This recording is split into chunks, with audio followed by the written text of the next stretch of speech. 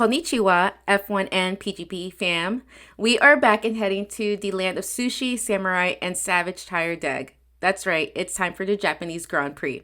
Suzuka, the only track shaped like a figure eight and emotionally shaped like heartbreak, chaos, and last lap dive bombs. Will it rain? Probably.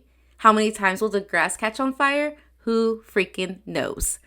So grab your wasabi snacks and settle in because we're about to break down everything heading into one of the most unpredictable high-speed roller coasters of the season. Let's do this.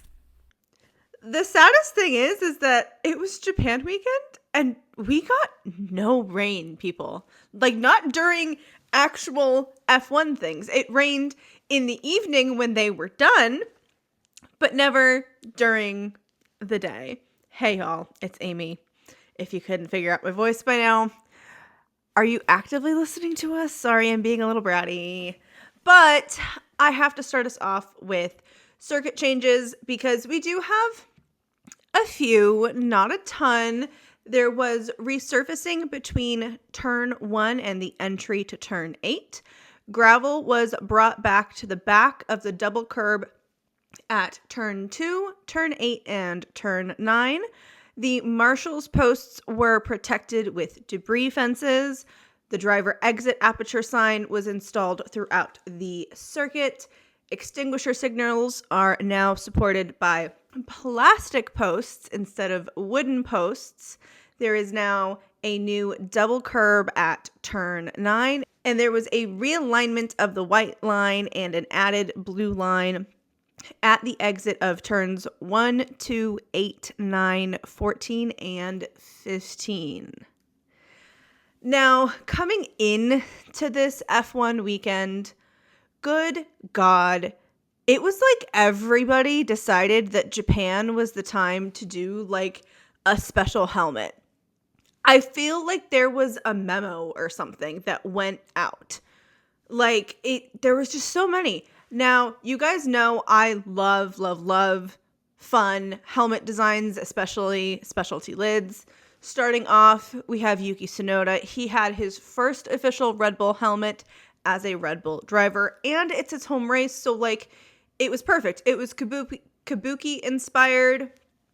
I loved it. It was really, really cute. We had Esteban Ocon with a new lid, Lando Norris, Oscar Piastri, Max Verstappen, Pierre Gasly, Jack Doohan. Honestly, Jack's, I was obsessed. The pink was just so perfect. And then Alex Albon came through with a banger of a lid. Was I surprised? No. But like, everybody who did a special lid really, really popped off. And then we had Charles Leclerc with his specialty lid for his 150th race. It had some subtle Japanese inspiration in the design. It was cute, but like not my fave. I really, really personally think my favorites are Yuki or Jack. I really liked the pink with Jack. It was just so freaking good. Now, I have to agree with you, Amy. Charles' 150th celebration lid was pretty cool, but I have to say Pierre's was actually like my favorite, especially with the reasoning behind it. He chose the design inspired from his Super Formula days, and he had a Daruma, sorry if I mispronounced that, on the back that was given by a fan in 2017. And I guess when he received it, he had made a wish to make it into F1, and well, we know where he is now. So I just love that like touch behind it. And Yuki's helmet, again, as Amy had mentioned, his debut race with Red Bull in his home country, he had an epic kabuki-inspired lid with like a little mustache at the front. I don't know if you guys have noticed that, but it was so cool. I actually really like how the drivers just like take inspiration from like the Japanese culture and like little things like that. Again, I still think they should touch in with like that whole Pokemon thing. I say this every single year and I will continue saying this because Pierre can make an epic Gasly helmet. I rest my case on that.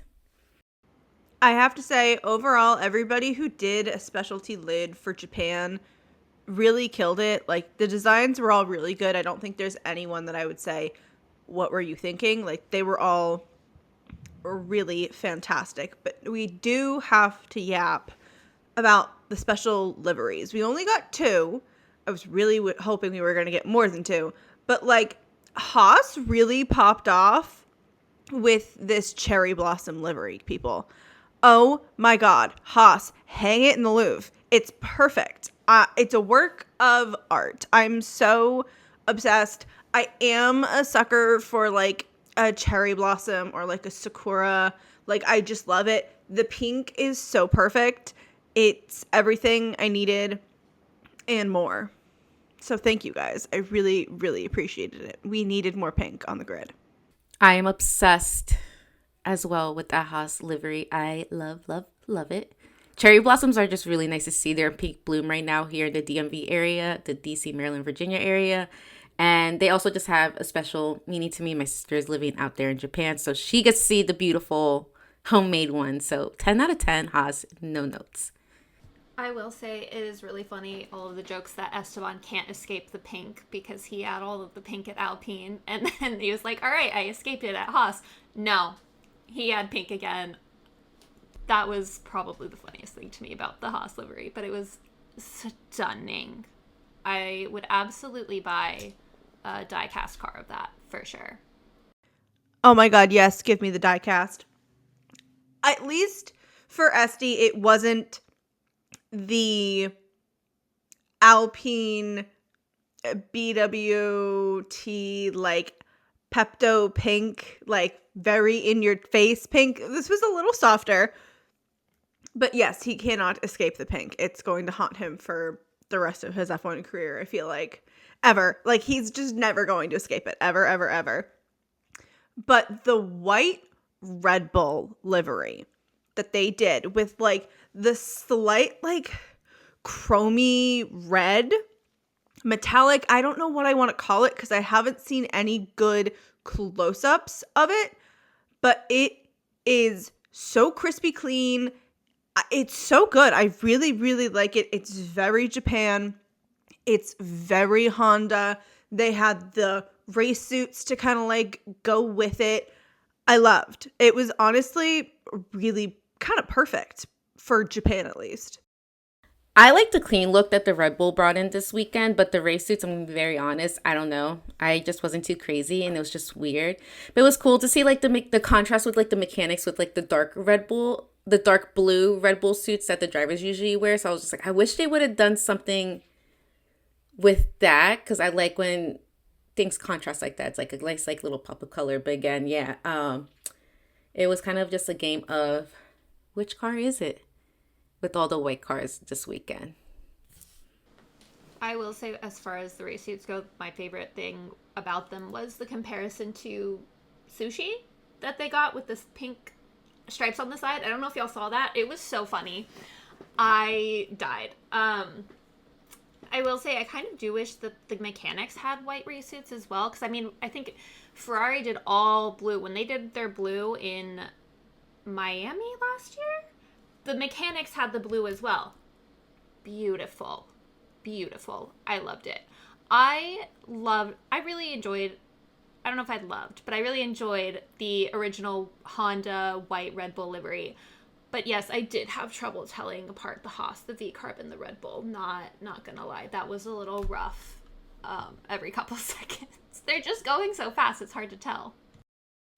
Now, if you were living under a rock, you might have missed what Steak dropped on April Fool's Day.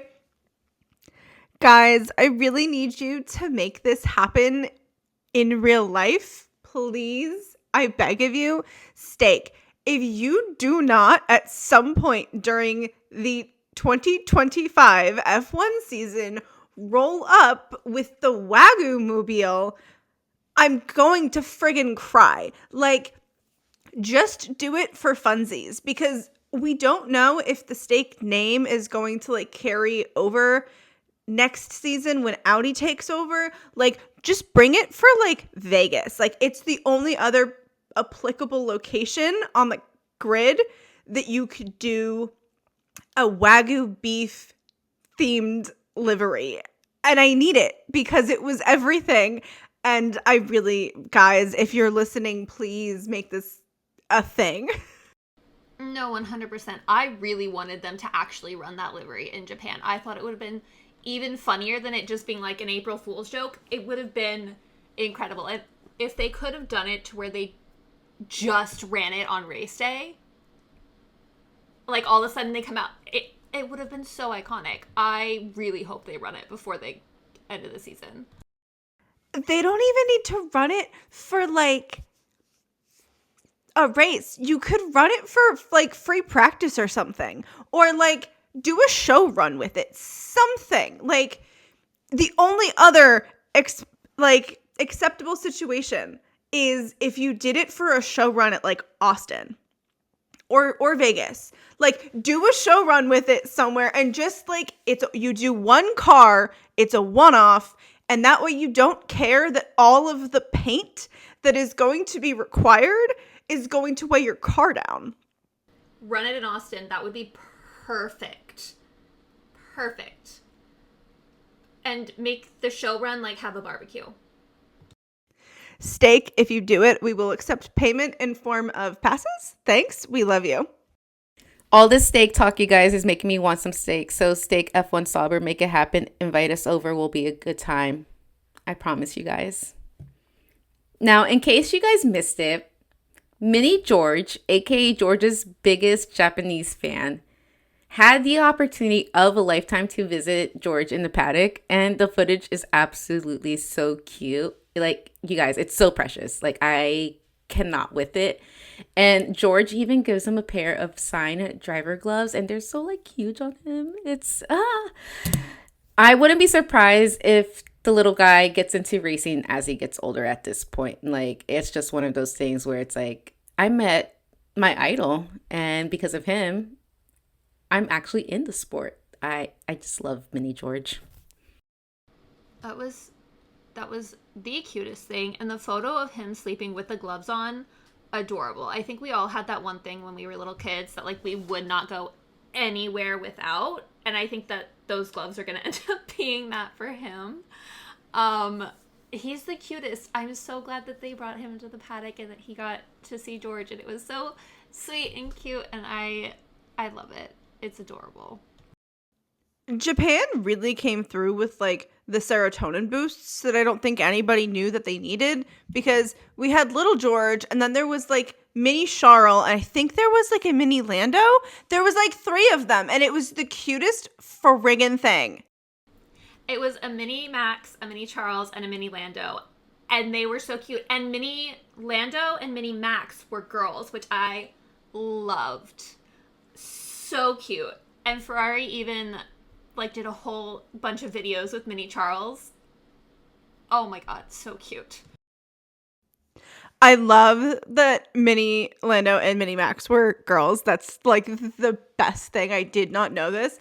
But my favorite thing about Mini Charles is the fact that Mini Charles weighed 16.16. And it was just so friggin', like, are you kidding me?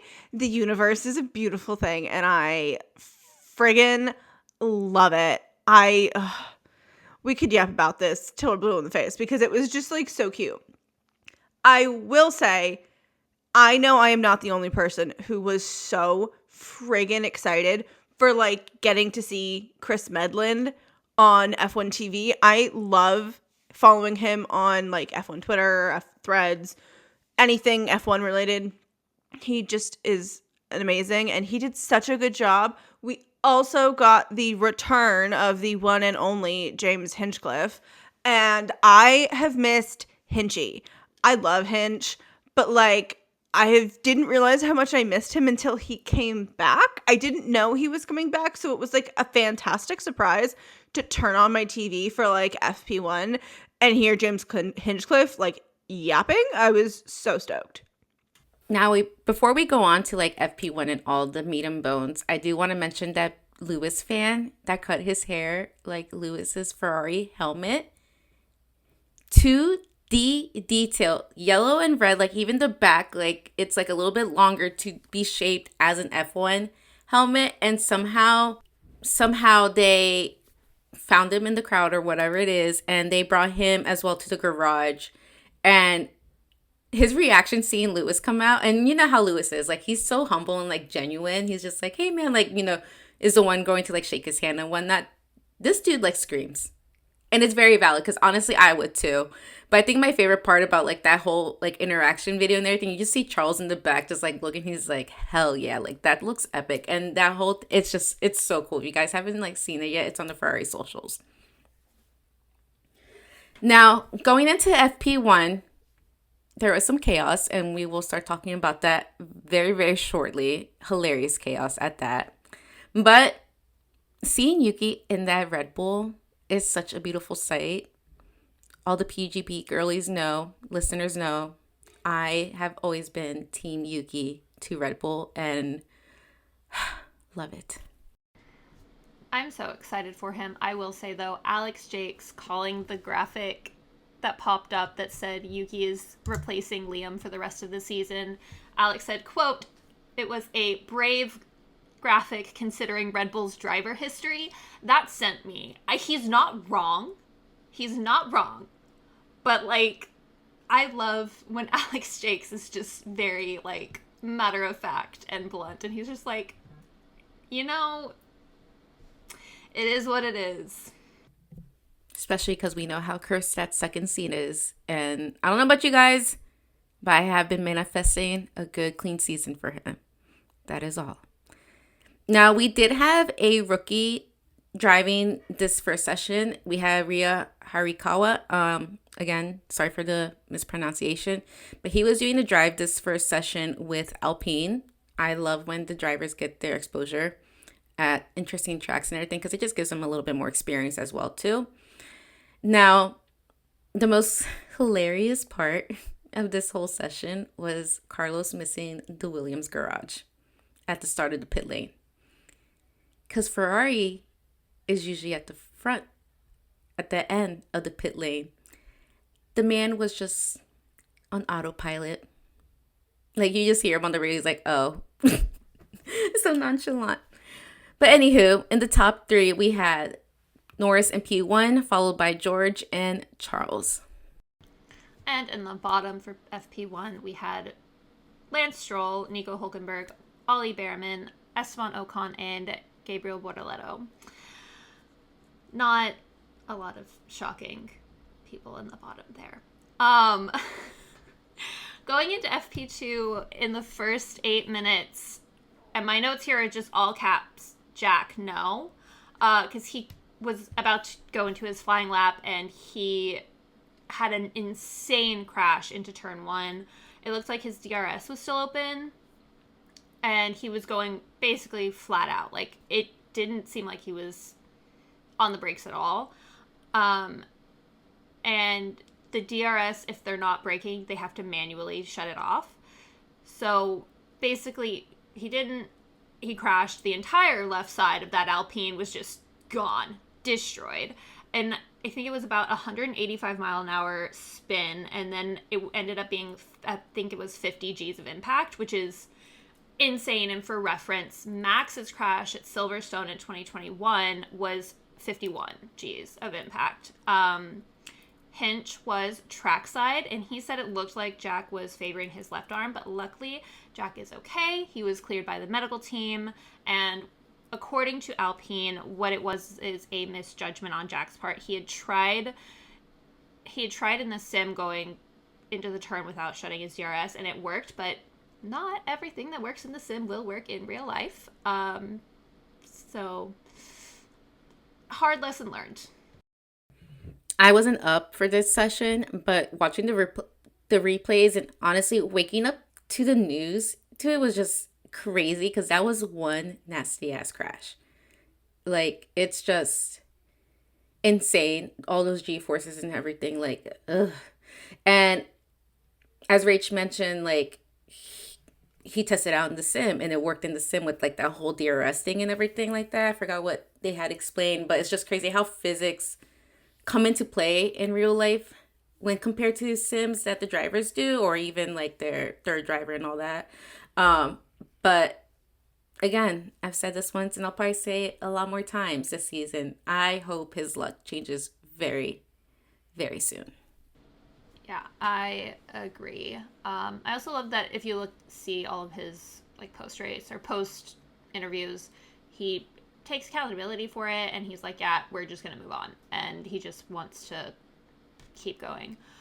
And then 15:30 local time, the session resumed. 2 minutes later, Alonso gets beached coming out of turn 8, and the red flag comes back out. Love that. Not my favorite rookie struggling. And I'm sorry, not sorry. I will continue with Fernando being a rookie. You've been warned. I don't know what you mean he is a rookie. The grass might not have caught fire in Shanghai this year, but it did catch fire in Japan, and I absolutely kind of died laughing. And then it caught fire again with like 1 minute to go in the session. Both times the grass caught fire, obviously there were red flags. Yeah. That was hilarious in my opinion. Your top 3 was Oscar in P1, Lando in P2, and Isaac in P3. We love seeing Isaac Hajar succeed. I just am so obsessed with that man. Your bottom 5 was Kimi, Fernando, Yuki, Lance, and Jack. Seeing Isaac in the top 3 is extremely satisfying. And I have decided to pull a Hamilton move and adopt him. And I am a fan of him myself. It's just, he's grown on me in these past like 3 races. And I just want to see him succeed now. He's like just a little, I want to put him in my pocket. Now going on to the last session of the weekend. Just 10 minutes in and we have the first red flag out. Can you guess why? The grass caught fire again. And as one of my friends said, yes, our old enemy, wind. And if you've ever dealt with the Santa Ana winds in California, you know. When I saw Rach type that out in our notes, I literally was dying. But when they did like an overhead shot of the track, you can tell the grass looked oddly like very, very dry. And it's just interesting because it's like, it's cherry blossom season and all that stuff. And I think their monsoon season's like towards the end of the year. But I was just like, why? Why is it so dry? Like, I've been watching F1 since 2011, and I don't think I have a single memory of there ever being a situation of grass catching on fire during like a free practice or a quali or even a race. Like, this has to be a sign from the universe or something. I swear, it's the only logical explanation I have. Apparently it's something with like the metals and like the speeds they're going and everything like that. Again, it's a whole bunch of like science mumbo jumbo that I do not know about. However, on the bright side, Alpine were able to fix Jack's car in time for the final practice session, which I know it's always like chaotic. The mechanics are braver than the Marines at this point because they put in work to fix those cars. However, another fire at the last 6 minutes of the session. Just hose down the grass at that point. Honestly. Just get some sprinklers, hose down the grass. I also want to add, Alpine was in the garage until 3:30 in the morning fixing Jack's car. So yeah, I hope they get some much earned sleep this week. Our top 3 for FP3 were Lando Norris, Oscar Piastri, and George Russell. And in the bottom 5, we had Ollie, Gabriel, Esteban, Lance, and Nico. Now we have to move on in to quali and Q1. Honestly, it was the fact that they had to actively go out and dampen the grass that made me laugh, because Rachel had literally suggested during FP3, like, why weren't you just watering the grass or doing something to make it not catch fire? Well, it's like they knew what we were thinking and just like stole our brain cell for a hot sec. And so they listened. I really don't remember them ever having to like do that for a race or a track ever. At this point, I'm proposing a new game. Take a shot every time the grass sets on fire. we are guaranteed to be quite tipsy at one point. Now, during this session, Isaac's having a little trouble with his car, and it's just a mystery on what's been going on. Honestly, it was Isaac's radio message of, if this ruins our quali, I'm sorry. Isaac, mon cher, I love you so very much. Please, for the love of God, stop breaking my heart. However, it's the reassurance from his engineer for me, like the support. Honestly, it was the recovery to at least make sure he made it to Q2 that, like, really, really solidified my obsession with Isaac Hadjar. I've loved him since his lower seasons, but, like, yeah, go off, King. I see you.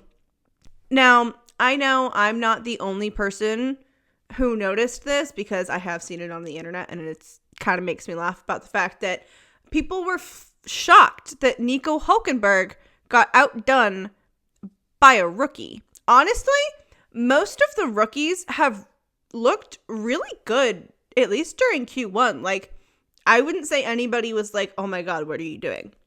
Your top three at the end of Q1 was Oscar in P1, George in P2, and Lando in P3. And out this session, we had Nico, as Amy had mentioned, Gabriel, Esteban, Jack, and Lance. Lance, I have a lot of questions. That's all I'm going to say. Now, going on to Q2, we have an update on Isaac's little situation. It is a problem with the seatbelt, making it simply just uncomfortable to drive. Now that we have finished the race, there have been some really interesting interviews of Isaac with this situation. It apparently was crushing the jewels, as I guess the most polite way to say it. As somebody who is very much so I have sensory issues with seatbelts. I'm 5'1", so, like, seatbelts are inherently hard for me because I'm short. But, like, as a sensory girly, I so can relate to, like, just being uncomfortable with the seatbelt in, like, certain cars. But, like, I can't. The interviews that he gave after had me in absolute stitches. He takes himself so unseriously, and I just love it. I do really, really need to know who during Q2 gave Lando Norris pixie dust, because, like, at around the, like, 11-minute mark of, like, what time remaining in the session, we got, like, full purples from him, and I did not see that one coming. Like, okay, sir, please pop off. That was definitely a gauntlet that definitely was thrown down. Now, speaking of gauntlets, the grass fire is making a comeback and bringing a red flag. At this point, I really have to laugh at the situation. Like, I know the Japanese, like, official people that run the circuit and everything are probably looking into a good sprinkler system for next season. Honestly, I really need to know who cursed Suzuka. Like, it doesn't make any sense. But the shot that F1 TV put up of Kako, Carlos Sainz's cousin and manager, his reaction, sir, I felt that in my soul. We all truly did. And again, I was hoping for rain to come race day or during the actual race, because I don't know about you guys, but I don't think I'd be able to handle so many red flags for fire. The best thing to come out of that red flag, though, was really the slow motion shot of Nico Hülkenberg's face. Guys, you just did him so dirty, because I already know that someone's going to turn that into a meme. It had me wheezing. But the most impressive thing for me in all of Q2 was the rookies. Like, they popped off. And even at the end of the session, like, the three rookies stuck together. Like, Ollie, Kimi, Isaac were like, buddies, okay, got him. It was just perfection. And your top three for the second quality session, we had Lando in P1, followed by George and Max. we lost Pierre, Carlos, Fernando, Liam, and Yuki. I will say the plot thickens between the Red Bull family. There's a lot of talk with that finish, and we'll talk about it later on in the season instead. There's just so much chaos at Red Bull at this point. No one should be surprised. It was honestly Oliver Bierman's radio message. The pure surprise in his voice was just so precious. Now, George has also been on fire this weekend, besides the grass. And I think Mini George is his little lucky charm, TBH. It just all makes sense. Now, I gotta give credit when credit's due. And all I will say is, damn, Max. Damn. Honestly, pop off, Maxie. That hats off, sir. That was beyond iconic. He really said, "This is my track. Thank you very much." Your top 10 lines up as follows. Max in P1, Lando in P2, Oscar in P3, Charles in P4, George in P5, Kimi in P6, Isaac in P7, Lewis in P8, Alex in P9, and Ollie rounding us out in P10. Honestly, Isaac in P7 in front of Lewis, iconic behavior. Go off, baby. Now, race day. We cannot get into our race day coverage without first covering the fact that race day, Sunday, as we are recording, is Oscar Piastri's birthday. Happy birthday, Oscar. Who kind of doesn't love a birthday race day? That's got to be fun, but also really, really stressful. Just imagine the celebrations if you end up on podium on your own birthday. Oscar, happy birthday, Aries King. We love you. Now, Carlos was actually given a penalty for impeding Lewis during quali yesterday, dropping him from 12th to 15th. Honestly, I kind of feel like this was the calmest start I've seen at Suzuka in a really, really long time. Like, that was so chill for a start of a race. Like, for what? It was bordering on, like, underwhelming, if I'm being really honest. To quote the iconic Cardi B, what was the reason? Because I was expecting more, especially if you guys saw, of course, we all saw the start and everything, but like Max and Lando were literally like pointing inwards towards each other. So I was just like, something's bound to happen. And we all know what happened last year in Austin with Charles just like being like, thank you, and leading and winning. I thought that was going to happen, but I was wrong. And I got to say, during the first lap, the battle between Fernando and Pierre was really exciting. Like, they were going wheel to wheel for a good couple corners. And I was just like, yes, some drama. There was this overtake from Carlos Sainz that my notes that I wrote exactly, and I'm reading this verbatim, reads, "Pop off, Chili." Because honestly, that overtake was really gorgeous. Sir, thank you. I needed a little something. Now, I just know Isaac was just having a ball racing next to Lewis. Like, I think at one point he overtook Lewis, and then Lewis overtook him, and he's probably like, oh my God, my idol. I just took over. Like, I can just imagine, like, the little boy in him being so excited, overtaking his idol, and then being overtaken by him again later on. It's just, I love stuff like that. Oh, the internal monologue must have been fantastic. But, like, can we please take 2 seconds to talk about how spicy Alexander Albon was on those radio messages? Good God, sir. He sent that message very loud and very clear. And personally, I love when the drivers get sassy. And Aries King. We love to see it. It was the battle of the pits between McLaren and Red Bull that, like, actually had me, like, perking up and sitting on the edge of my seat a little bit going, oh fuck, oh fuck, oh fuck.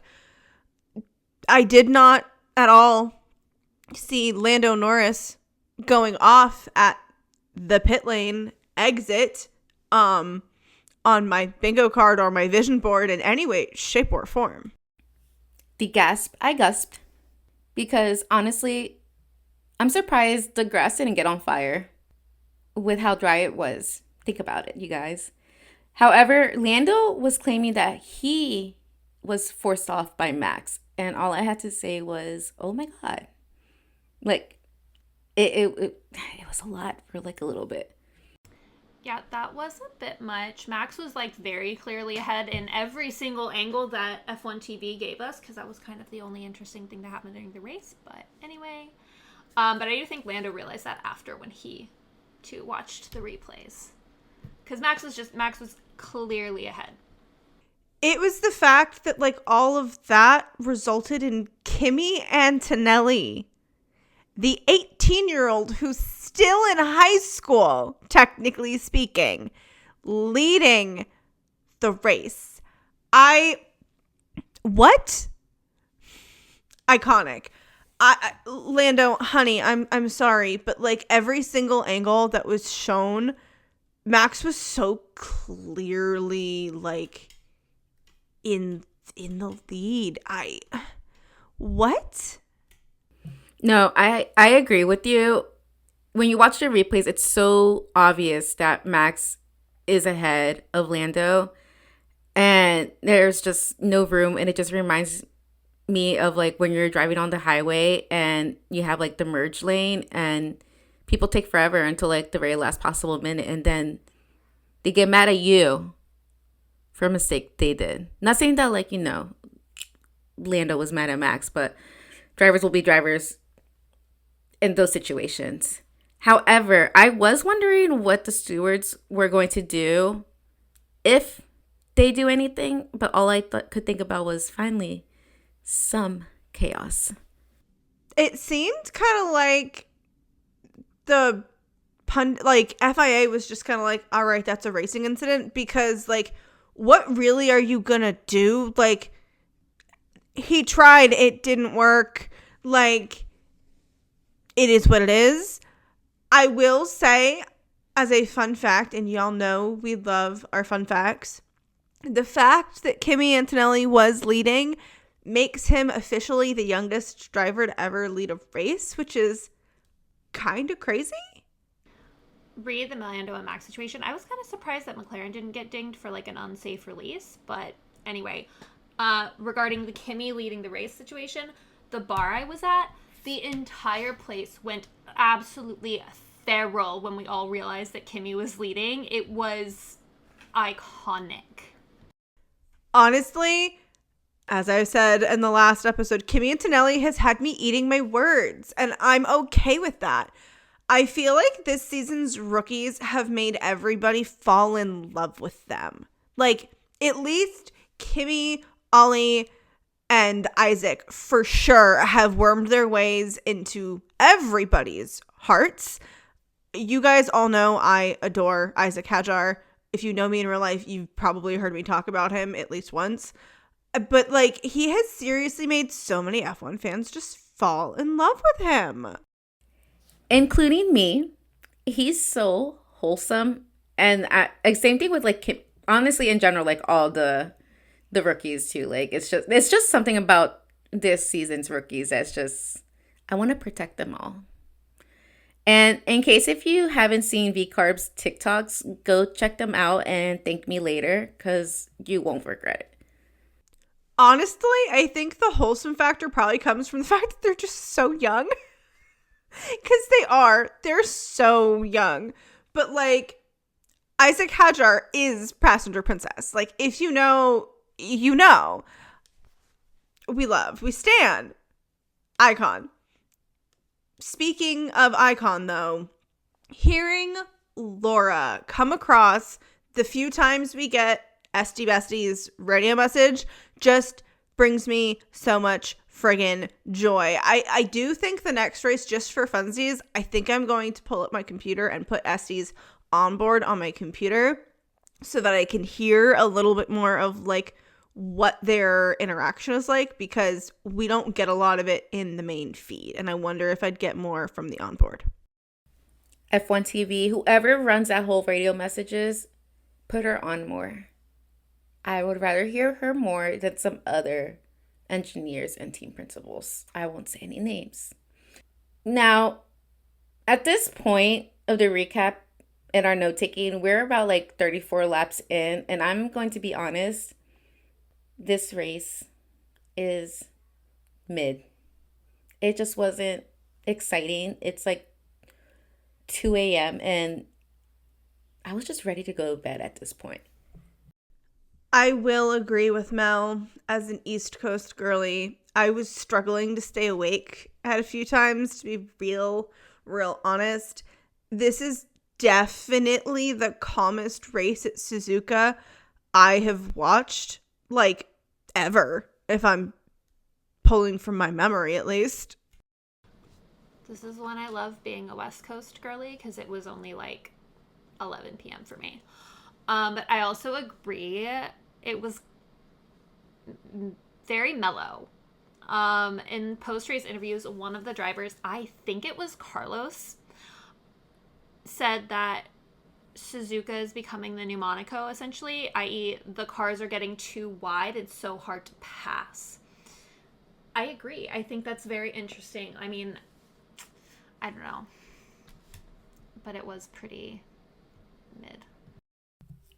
We're definitely going to have to see how it goes next year with the new regulations with the cars and the drivers. And hopefully that'll bring back some spice, because it's just nice to get an exciting race. I don't need crashes. I don't need like all that. But I want exciting overtakes. I want good wheel-to-wheel battles.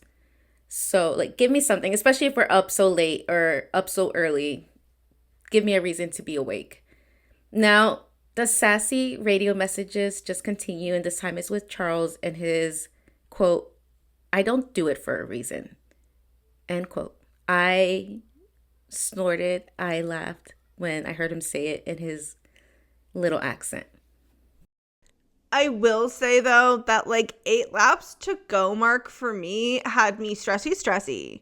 Like, I was just on edge at that point, which is so annoying, because I was like, I have to try to go to bed after this, because it's like 2:45 in the damn morning.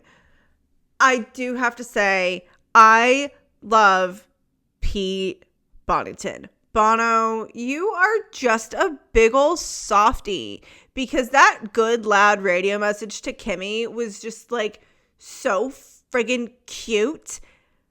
The fact that I was so sure that Kimi was probably going to pull off keeping fastest lap, like, that is one way to make an impression in your first few races in your first season in a sport. Like, that's just so epic.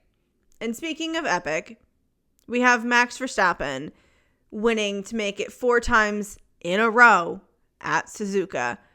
GP's radio message was just like, he was so proud, and it warmed my heart. It was really freaking cute. Suzuka really is Max's track. He kills it every time. I mean, I think that's clear with the past 4 times, and he's won and also gotten pole.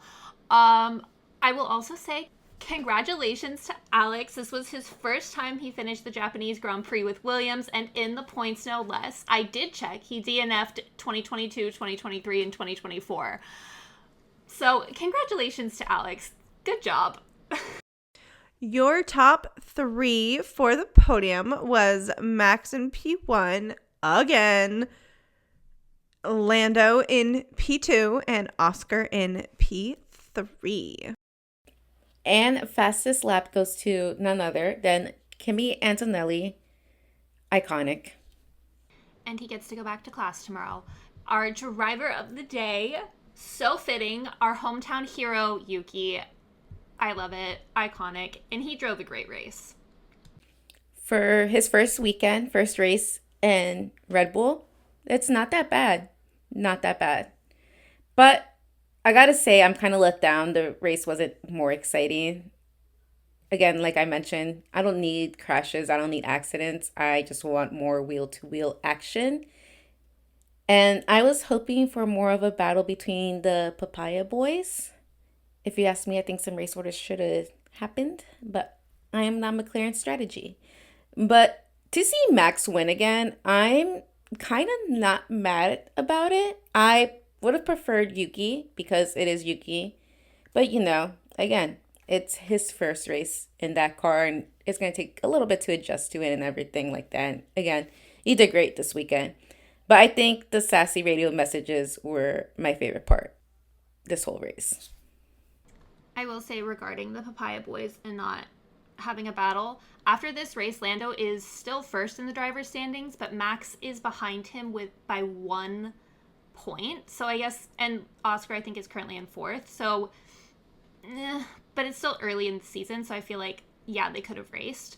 It also kind of makes me miss the fastest lap point. I know that Kimi got it and there wouldn't have been a point anyway, but it still makes things interesting.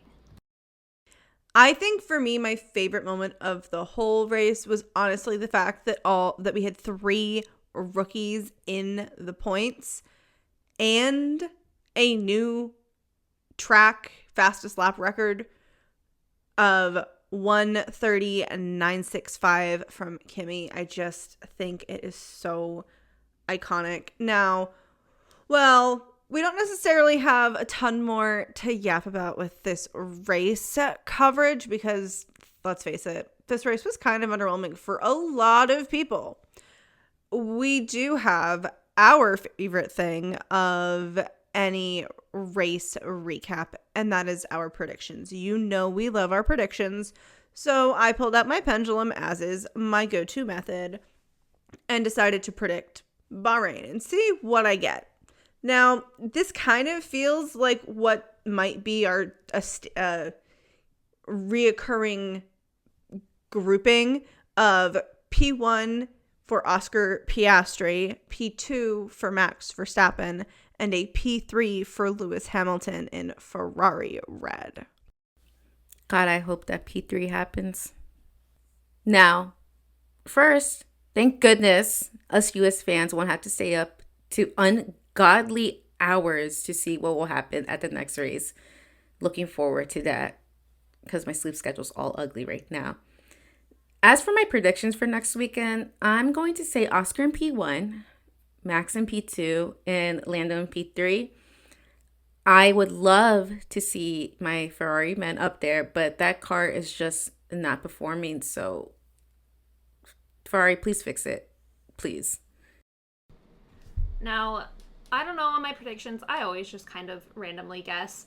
I feel like we're going to be seeing a lot of the Papaya Boys on the podium this season, though. I am going to go ahead and agree with Mel on P1 and say Oscar.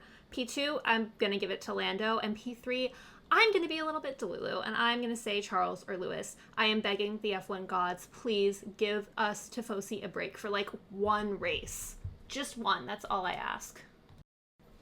And we have a couple moments for the weekend. Of course, Oscar's birthday, fantastic. We love a birthday race.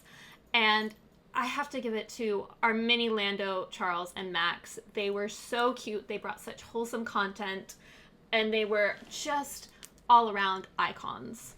Love it. And that's a wrap on our Japanese Grand Prix recap. From cherry blossoms to chaos in the form of grass, this race gave us not necessarily everything we wanted, but it gave us an interesting race for sure. Whether you were cheering for Yuki at home or just living for the drama, and yes, we so see you, those of you who live for the drama. We hope you loved breaking it down with us. Make sure you're following us on socials for all of the race recap, gossip, memes. We've kind of going to share everything we see on the internet because there's a lot out there, people. We are not slowing down anytime soon. Next up, we are headed to Bahrain, desert nights, floodlights, and hopefully some more spice on track and off track.